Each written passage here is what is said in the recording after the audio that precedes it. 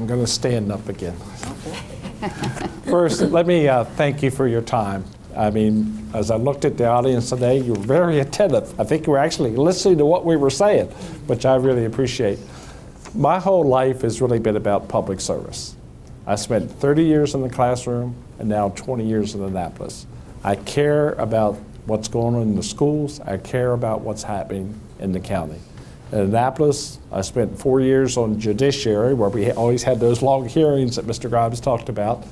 I spent 6 years on the budget, on the appropriations committee, which was that was an eye-opener because you really found out how the state did, because you learned every part of the budget. And then I spent the last 10 years on economic matters. And as I said, I worked with alcohol a lot, but also served on public utility subcommittee and spent a lot of time working with the utility companies, make Pepco become more reliable than what they used to be. So there's a lot of issues like that. I take a look at issues that you all have in Annapolis.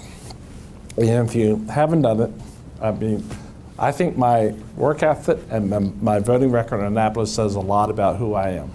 I would ask you to talk to your state lobbyist, Bill Castelli. I was talking to Bill. Bill said it to me. He said, I cannot think of a bill that we supported that you voted against. And there isn't any. We went through and made up a list of your priority bills, and this just goes back to 2012. And every priority bill, and many of them came to my committee, I supported, a lot of them I co-sponsored, and I voted for them, not only in committee, but then on the floor. Because you have a lot of good issues. You need help with some of the stuff that you're working on. Like when the Real Estate Commission makes some silly rules that you can't discuss other properties at open houses. That was a bill that we did last year to give you some flexibility to that issue.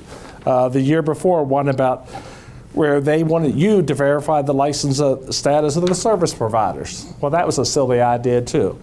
So at the state level, hopefully I've been able to help the realtors. I will continue to help the realtors whether I win this election or not. But I can't win this election. I can't do anything without your support. I appreciate you having me here today.